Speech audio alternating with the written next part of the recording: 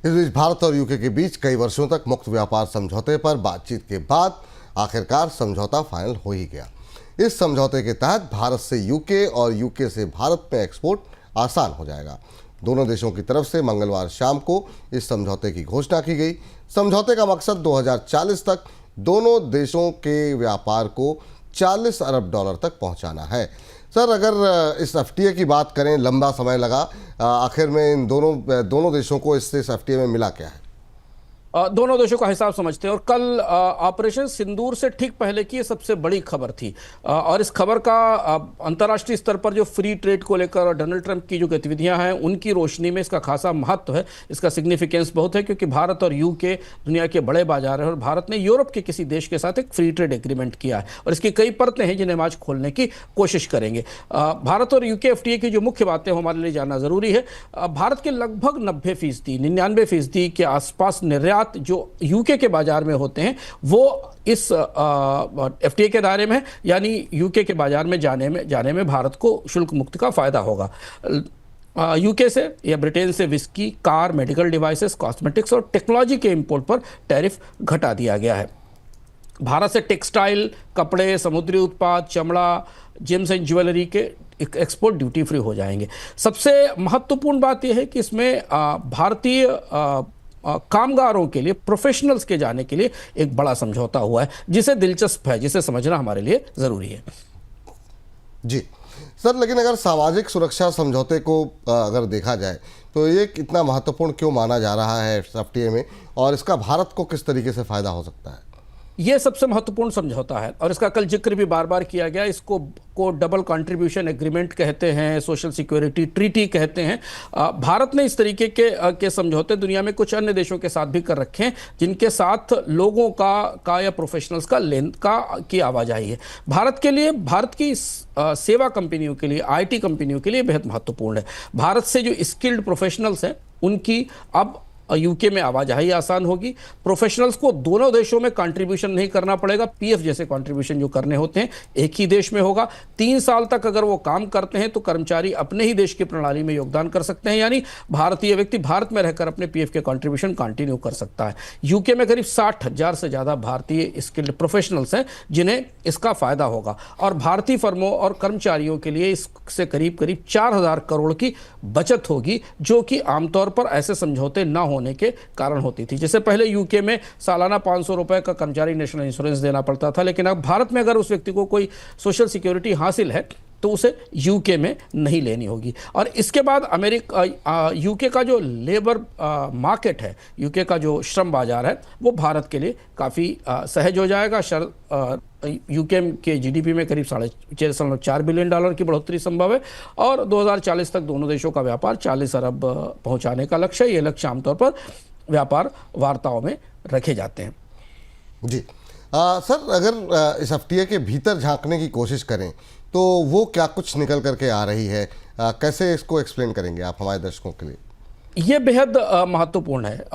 FTA की सुर्खियों, भारत और यूके के बीच फ्री ट्रेड एग्रीमेंट की तमाम सुर्खियों के भीतर जब आप इसकी शर्तें पढ़ते हैं और चर्चाएं अंदर की खबरें पढ़ते हैं तो आपको एक दूसरी तस्वीर दिखती, और ये अंदर की बात है जो भारत और यूके के एफटीए की हम आपको बताने जा रहे हैं। और महत्वपूर्ण ये जानना, पहली चीज़ तो ये महत्वपूर्ण जानना है कि कई महत्वपूर्ण रियायतें 10 साल में लागू होंगी। यानी अगर हमें लगता है कि इस एफटीए से भारत और यूके के बीच व्यापार में तत्काल कोई बड़ी बढ़ोतरी होगी तो ऐसा होने वाला नहीं है। जैसे ब्रिटिश विस्की पर टैरिफ 175 से 40% तक आने में 10 साल लगेंगे। हालांकि तात्कालिक तौर पर 175 से घटाकर उन्हें 50% कर दिया जाएगा। ब्रिटिश ऑटो एक्सपोर्ट पर भी ड्यूटी में 10 साल लगेंगे। भारत की 85% टैरिफ लाइन्स, इसे ध्यान से सुनिएगा, भारत की 85% टैरिफ लाइन्स को जीरो ड्यूटी का फायदा यूके के बाजार में 10 साल में मिलेगा। हालांकि 99% एक्सपोर्ट्स भारत के इस टैरिफ के एफटीए के दायरे में हैं, लेकिन 85% टैरिफ लाइन से 85% एक्सपोर्ट पर जीरो ड्यूटी का फायदा 10 साल में मिलेगा। यानी तात्कालिक तौर पर इस एफटीए का कोई बड़ा फायदा भारतीय निर्यातकों को या भारतीय निर्यात को नहीं मिलने वाला है और यूके के एक्सपोर्ट को भी इसका फायदा नहीं मिलने वाला है। लेकिन दुनिया में फ्री ट्रेड का माहौल बिगड़ने के बीच दोनों देशों ने मिलकर एक जमीन तैयार कर ली है। लेकिन इसका जो दूसरा पहलू है इस एफटीए का, जिसे मैंने पहले भी कहा, वो बेहद महत्वपूर्ण है। ट्रेड को अगर अलग हटा दिया जाए तो सर्विसेज की दृष्टि से, यूके में लोगों की आवाजाही की दृष्टि से ये समझौता खासा महत्वपूर्ण है। और भारत की मांग भी यही थी कि यूके में भारतीय प्रोफेशनल्स की आवाजाही को सरल किया जाए और उनके लिए जो शर्तें लगाई गई हैं उन्हें ठीक किया जाए। जी, इससे यूके में काम करने वाली जो आईटी स्टाफिंग कंपनियां हैं उन्हें फायदा होगा। जी सर। इस बीच सर अमेरिका के साथ भी हम देख रहे हैं कि बीटीए को लेकर के लगातार बातचीत चल रही है। अगर उस रोशनी में देखने की कोशिश की जाए तब आप इस एफटीए को कैसे देख रहे हैं सर? भारत ने इस एफटीए को करके अमेरिका को दो तरीके के संकेत दिए हैं कि फ्री ट्रेड बंद नहीं होगा।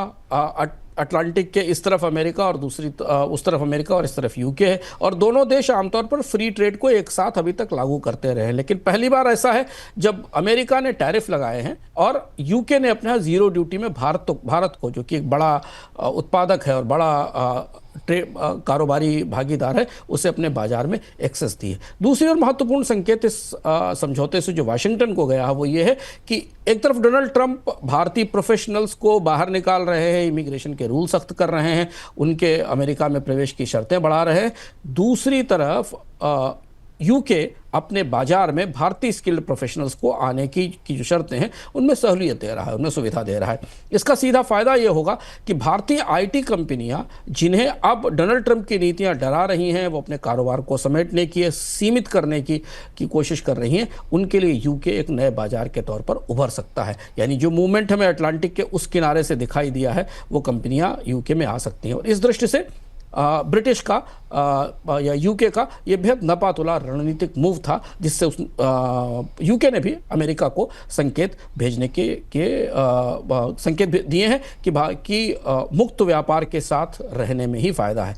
एक और अंतिम बात, चूंकि ब्रेग्जिट के बाद यूके का ग्लोबल कारोबार भी गिर रहा है, आर्थिक विकास दर में भी गिरावट आई है। यूके पहले यूरोपियन यूनियन का सदस्य था, उसे यूरोपियन यूनियन के मुक्त व्यापार नियमों का फायदा होता था, फिर वो बाहर निकल आया। उसके बाद यूके की सरकार किसी बड़े व्यापार समझौते या संधि की तलाश कर रही थी और वो संधि की तलाश भारत के साथ पूरी हुई है। और ये बात यूके के प्रधानमंत्री कीर स्टारमर ने कल कही भी थी।